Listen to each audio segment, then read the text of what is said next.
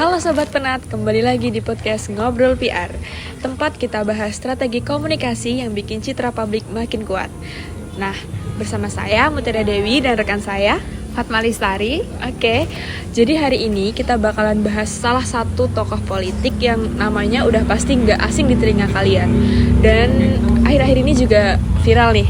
Kira-kira kakak bisa nebak nggak? Sepertinya kalau akhir-akhir viral tahu sih kak. Coba deh tebak. Aktor politik bukan? Iya, yang belakangan viral. Ya, bener berarti. Kalau nggak salah Ridwan Kamil bukan? Bener banget. Kita bakalan ngomongin tentang Ridwan Kamil atau yang kerap disapa Kang Emil. Kemarin sempat terseret isu yang menyandung gosip pribadi, tapi yang menarik di sini adalah beliau tetap tenang dan juga tetap aktif di media sosial. Bahkan citranya tuh nggak turun loh kak, justru tetap kuat di mata publik. Nah hari ini kita akan sama-sama kulik strategi digital PR yang digunain oleh Ridwan Kamil yang bisa dibilang juga efektif. Kita mulai dari platformnya dulu kali ya kak. Boleh. Kang Emil ini kan aktif nih di semua platform kayak Instagram, TikTok, YouTube gitu. Menurut kakak, apa sih strategi yang paling mencolok dari cara Kang Emil berkomunikasi di media digital? Sebelumnya ngomongin strategi kan, kalau platform yang digunain Kang Emil itu kan seperti yang kita tahu itu ada Instagram, terus juga YouTube, TikTok gitu kan. Dan untuk strateginya itu Kang Emil itu menggunakan strategi visual branding dan storytelling yang kuat gitu. Contohnya kayak misal di Instagram, dia itu tuh menggunakan desain yang estetik, terus juga narasi yang pendek. Beda lagi untuk TikTok dan YouTube, dia tuh manfaatkan tren-tren yang saat ini masih kayak boomingnya apa gitu. Terus juga untuk gaya humornya itu ringan gitu. Jadi strateginya itu beliau tuh mengemas pesannya itu tuh kebijakan atau nilai sosial itu dalam format yang mudah dicerna dan dapat menghibur untuk audiens gitu. Oh, jadi audiens gampang nangkepnya gitu ya kak ya. Ya. Oh. Kalau kita ngomongin tentang tujuan PR-nya dari seorang Ridwan Kamil ini. Kira-kira menurut kakak apa yang sebenarnya tuh pengen dicapai dari Kang Emil ini kak, dengan semua aktivitasnya yang dikontenin gitu sebagai seorang politikus gitu? Kang Emil tuh kan terkenalnya sebagai aktor politik gitu. Pasti yang pertama tujuan dari personal branding yang dibangun itu pastinya nyatanya citra yang baik gitu.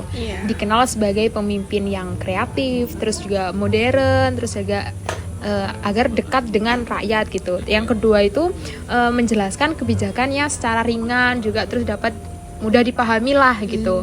Terus juga yang ketiga itu menjaga engagement ke publik agar tetap terhubung meskipun menggunakan media digital gitu. Jadi tetap merasa dekat gitu. Iya benar, meskipun nggak secara langsung gitu. Iya. Ngomongin tentang audiens nih kak, menurut kakak siapa sih yang sebenarnya tuh disasar sama Kang Emil ini?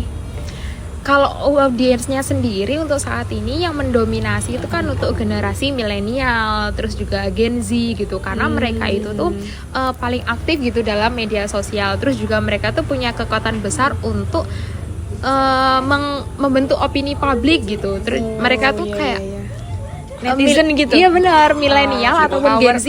Netizen. Mereka tuh kayak orang yang paling update gitu tentang tren-tren gitu. Tapi meskipun sasarannya Gen Z sama milenial, untuk orang tua terus juga kalangan umum itu juga bukan sering lagi, tapi juga menjadi salah satu sasaran untuk dari strateginya ini juga.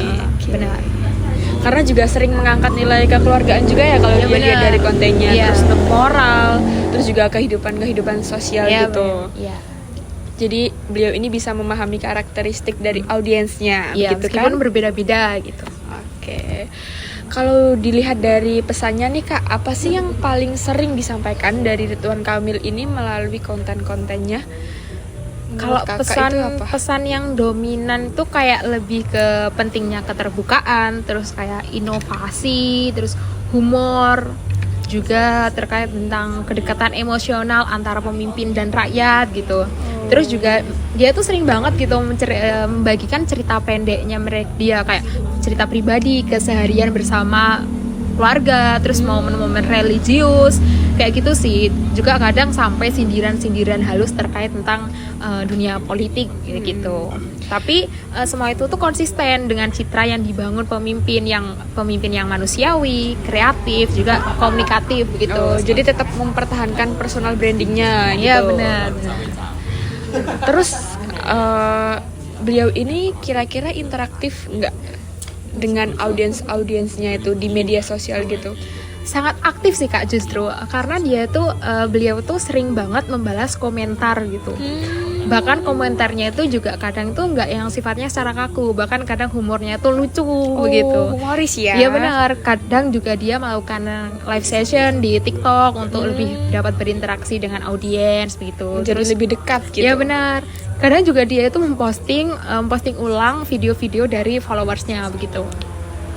Tapi itu nggak dibuat-buat kan Kak? Enggak sih, pastinya tetap biasanya kan gimmick gitu. enggak sih.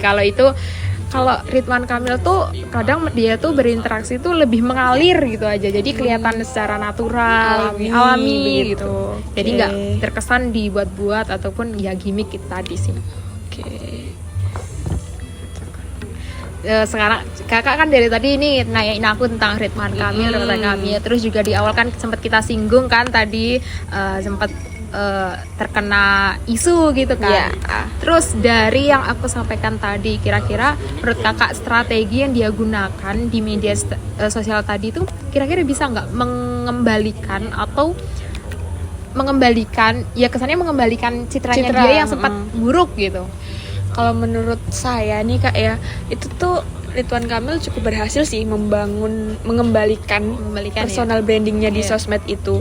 Karena beliau ini kan tidak hanya kreatif ya, tapi juga relevan dan kuat juga secara emosi. Beliau ini membangun bonding emosi antara beliau dan juga audiensnya. Jadi orang tuh merasa lebih dekat. Karena beliau ini tidak sekedar menyampaikan pesan tetapi juga mendengar itu tadi, karena kan ada live session gitu-gitu, balas-balasan komen, jadi merasa lebih dekat. Bisa dibilang menjadi pendengar yang baik lah gitu. Berarti ini bisa dicontoh ya untuk siapapun itu yang mungkin juga lagi terkena dampak isu miring juga mungkin strateginya ini bisa diterapkan gitu ya berarti. Iya, bisa diterapkan untuk membentuk citra yang positif dan juga mempertahankan kepercayaan publik gitu, bahkan di tengah isu yang cukup sensitif. Oke. Mungkin itu aja kali Kak yang kita bahas di episode kali ini. Terima kasih banyak atas insight-nya Kakak Fatma. Semoga sehat dan bahagia selalu. Semoga juga ini bisa jadi referensi buat teman-teman yang mau belajar komunikasi politik dan PR digital. Sampai jumpa di episode selanjutnya. Bye-bye.